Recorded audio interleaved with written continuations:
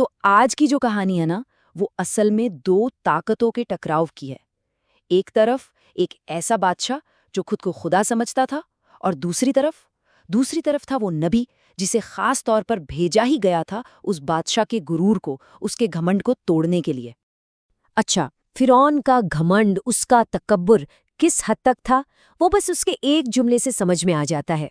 वो कहता था, मैं तुम्हारा सबसे बड़ा रब हूं। और देखिए, ये सिर्फ कोई खोखला दावा नहीं था, ये उस वक्त की हकीकत थी। लोग वाकई उसके सामने सजदे में झुके रहते थे। तो उस दौर के मिस्र को आप ऐसे समझिए कि वहां एक नहीं बल्कि दो दुनियाएं एक साथ चल रही थीं। एक तरफ थी फिरौन की दुनिया, जहां ऊंचे ऊंचे महल गुरूर से भरे थे, खेत सोने जैसी फसलें उगलते थे। और ठीक उसी वक्त दूसरी तरफ थी बनी इसराइल की दुनिया, यानी कि याकूब की औलाद, जिनकी जिंदगी में गुलामी और बेहिसाब मशक्कत के सिवा कुछ भी नहीं था। तो कहानी के पहले हिस्से पर आते हैं, जालिम का ख्वाब। और ये वो मोड़ था जहां से फिरौन की मजबूत सल्तनत में डर की पहली दरार पड़ी थी। उसने ख्वाब में क्या देखा? एक भयानक आग। ऐसी आग जो पूरे के पूरे मिस्र को जलाकर राख कर रही थी। लेकिन अजीब बात यह थी कि वो बनी इसराइल के घरों को छू भी नहीं पा रही थी। कहते हैं कि तारीख में ये शायद पहली बार था जब फिरौन ने खुद को इतना कमजोर और इतना डरा हुआ महसूस किया था। अब इतना खौफनाक ख्वाब देखकर वो बेचैन हो गया। उसने फौरन अपने सारे काहिनों को बुलाया, अपने जादूगरों को बुलाया, और उन्होंने जो भविष्यवाणी की उसने उसके डर को वहशी जुल्म में बदल दिया। उन्होंने कहा, बनी इसराइल में एक लड़का पैदा होगा और वही लड़का तेरे तख्तो ताज के जवाल का सबब बनेगा। तो अब आते हैं दूसरे हिस्से पर, दरिया में बच्चा। ये कहानी है जुल्म के घने अंधेरे में ईमान के एक छोटे से अमल की। अब फिरौन का हुक्म तो साफ था, बनी इसराइल में जो भी नया बेटा पैदा हो उसे मार दिया जाए। सोचिए कैसी खौफनाक सिचुएशन थी। ऐसे में मूसा की माँ को अल्लाह की तरफ से एक इशारा मिला, एक इल्हाम हुआ, और उन्होंने क्या किया? अपने कलेजे के टुकड़े को, अपने नन्हे से बेटे को एक संदूक में रखा और उसे दरिया की लहरों के हवाले कर दिया, सिर्फ और सिर्फ इस यकीन पर कि अल्लाह उसे वापस लौटाएगा। और अब देखिए कुदरत की चाल। वो संदूक बहता हुआ सीधा फिरौन के महल पहुंच गया। और उसे उठाया किसने? फिरौन की अपनी बीवी आसिया ने। उन्होंने अपने शौहर से कहा, इसे कत्ल मत करो। मतलब जिस बच्चे को फिरौन पूरी दुनिया में ढूंढ ढूंढ कर खत्म करना चाह रहा था, वो बच्चा अब उसी के घर में उसी की आंखों के सामने पलने वाला था। चलिए, अब कहानी के तीसरे हिस्से में चलते हैं, शहजादे से नबी तक का सफर। ये एक जबरदस्त बदलाव का सफर था।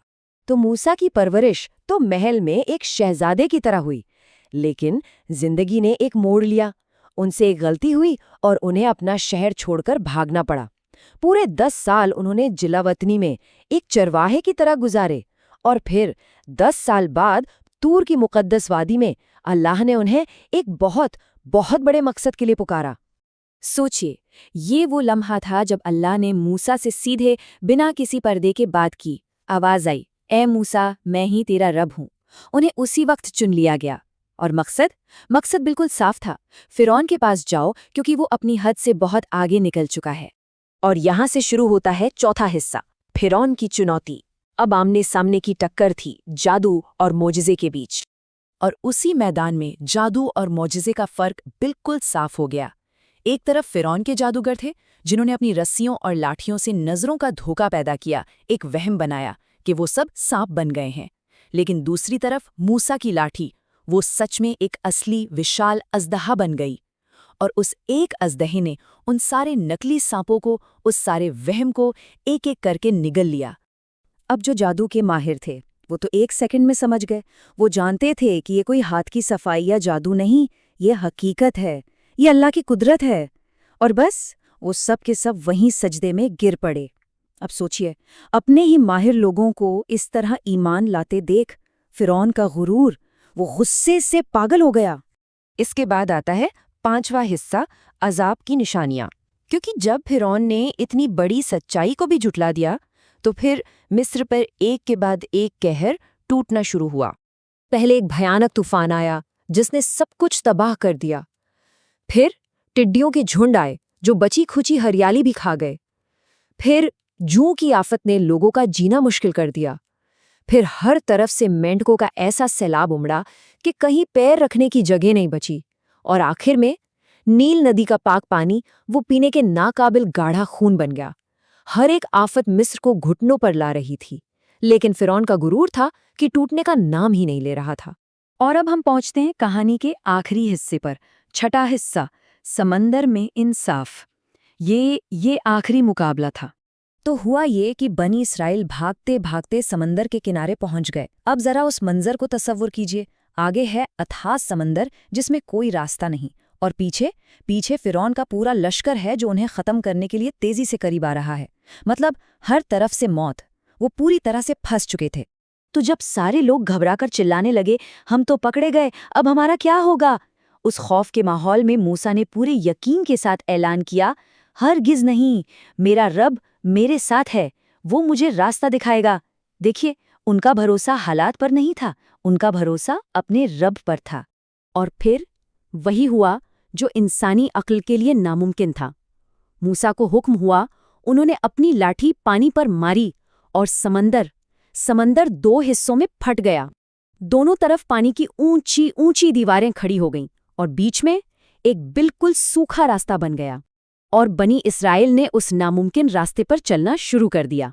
अब कमाल की बात यह है कि फिरौन ने ये सब अपनी आंखों से देखा। उसने समंदर को फटते हुए देखा। लेकिन गुरूर, घमंड इंसान को अंधा कर देता है। वो अपनी पूरी फौज के साथ उसी सूखे रास्ते पर उतर गया। उसे अब भी लग रहा था कि वो जीत जाएगा, वो इन गुलामों को पकड़ लेगा।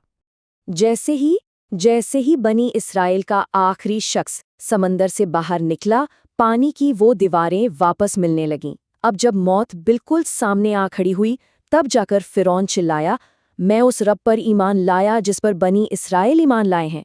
लेकिन ये वो ईमान था जो जान बचाने के लिए बिल्कुल आखिरी लम्हे में डूबते वक्त आया था। तो अल्लाह ने उसका वो आखिरी वक्त का ईमान तो कबूल नहीं किया, पर एक हुक्म दिया, आज हम तेरे जिस्म को बचा लेंगे। क्यों? इसलिए नहीं कि उसे कोई इज्जत देनी थी, बल्कि इसलिए ताकि तू अपने बाद आने वालों के लिए एक खुली निशानी बन जाए, ताकि लोग तेरे अंजाम को देखें और सबक सीखें। तो आखिर में ये पूरी कहानी हमें एक बहुत बुनियादी सवाल पर लाकर छोड़ देती है कि ताकत का असली पैमाना क्या है। क्या वो एक वक्ती तख्त है, एक सल्तनत है जो आज है कल नहीं, या फिर असली ताकत उस यकीन में है, उस ईमान में है जो इंसान को उस वक्त भी रास्ता दिखाता है जब सामने समंदर हो और पीछे दुश्मन की फौज।